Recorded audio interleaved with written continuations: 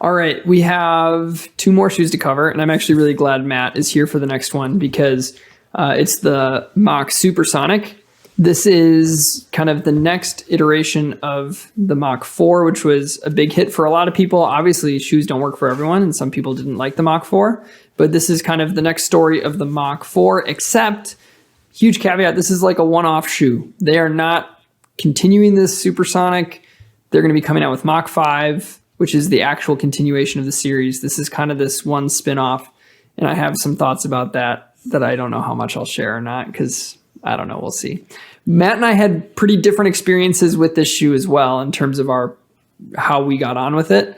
And so Matt, why don't you tell us a little bit about it, kind of go over what's it made up of, what's the update, and then talk about your experience. Right. So the major update is, again, some of the supercritical foam that they're adding, correct me if I'm wrong, and then the upper is a very large update here. So the fit has totally changed, where there used to be a little bit more room, and this really has snugged down, so it has a much more performance fit. I wouldn't say it's almost narrow. I'd say more snug is probably a better term for it. But what was interesting to me is this shoe got a great deal firmer, whereas the Mach 4 super soft enough that I was like, I don't know if I can run in this, but it actually worked fairly well for me. Again, softer shoe, felt really nice. I remember doing a tempo run in it for the first time in a while, and I was like, oh, I actually ran quicker than I was expecting. Whereas this one, the Supersonic, is firmer.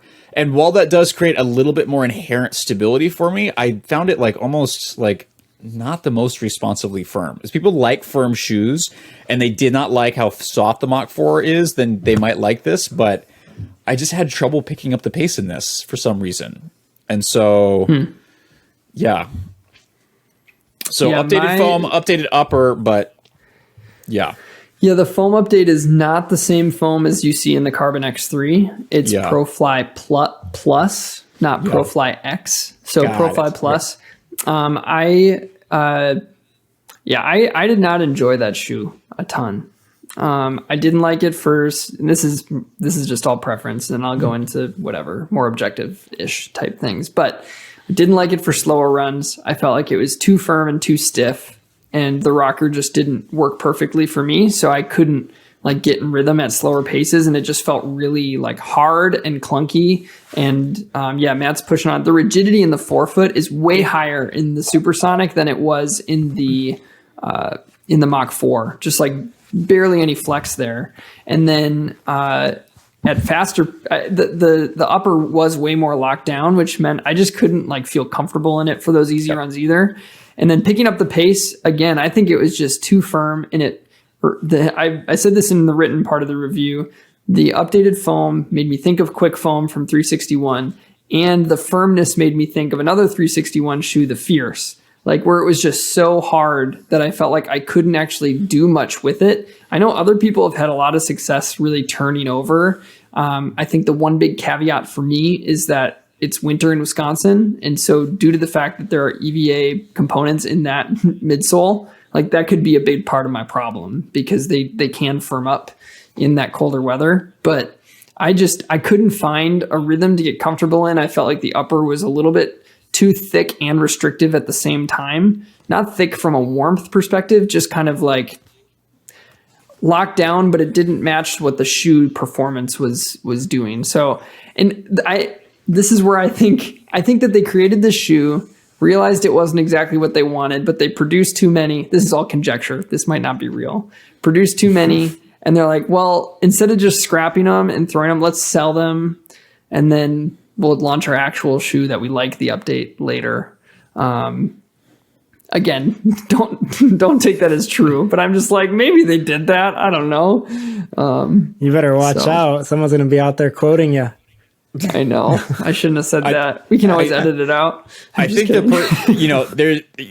this shoe didn't work for Nathan or I. I think there's going to be a very specific person that's going to enjoy this shoe. Somebody that likes a little bit thicker upper, a narrower fit or more performance fit, and somebody that likes a firmer ride and definitely a stiffer ride. So if you're that person, that's something you might like. Because I was really like, when I first put this on, I was like, how is there not a plate in here? This is so stiff. Which again, it's so stiff. You don't need a plate to create stiffness. There's other ways.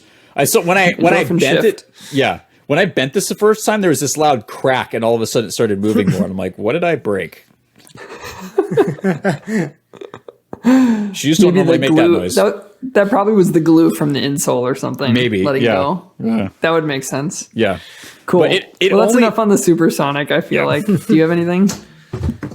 No. Me? All right, let's move on. I didn't get it. DJ, you didn't run in it, right? No. I mean, okay. Maybe. Oh, no. Gotcha. Final shoe that we're talking about is the Kawana.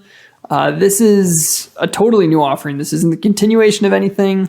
Not even kind of like, it's not really a big brother. Like you could say the Tecton is kind of the big brother to the Zenal, but you have the Kawana. So you guys tested that one. I did not. Thoughts on it? Give us a little breakdown of it, and then let's go from there. Hoka, you finally got this right. Oh wait, sorry. I'll let David go first. Bring the hype. Let's go. Yeah, let's go. Right.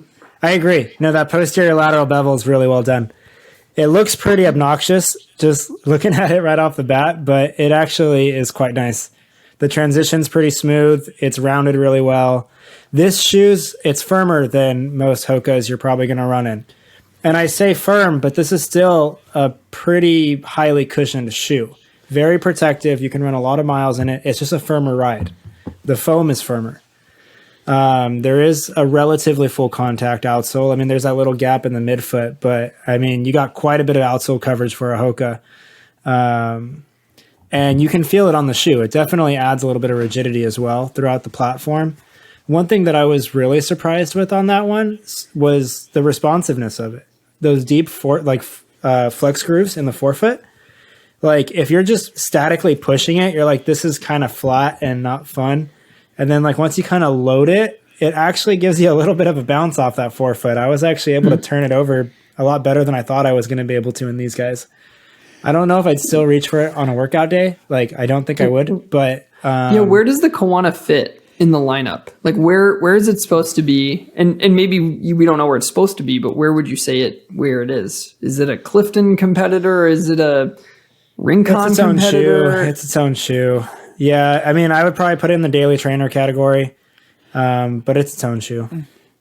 The purpose of this shoe, I'm not sure of. I think one of the things that it works really well is just because the inherent stability is kind of like someone who's going maybe to the gym and then running a couple miles in the treadmill, something that's versatile, that's got enough torsional rigidity to be able to handle doing side to side stuff, which a lot of running shoes don't.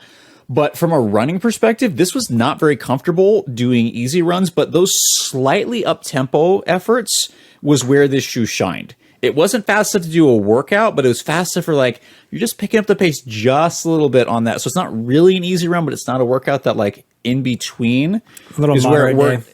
Yeah, that's where it worked best for me. But outside of that, I have no idea the true. I think David's right. It's its own thing. Cool. So there we go. That's kind of the layout of those first four shoes coming from Hoka this year. There's more coming, but what do you guys see as some common threads? Obviously, Hoka has made it stamp. We talked to Stuart Jenkins last week. He was part of the Hoka genesis a little bit, where someone showed him the concept and he jumped on board with it. And he had a lot of things to say about it. I think we're going to revisit some of the concepts talked about when it comes to cushioning and how long shoes last. We're going to talk about that because I think there's more nuance to it than was brought out in that podcast episode.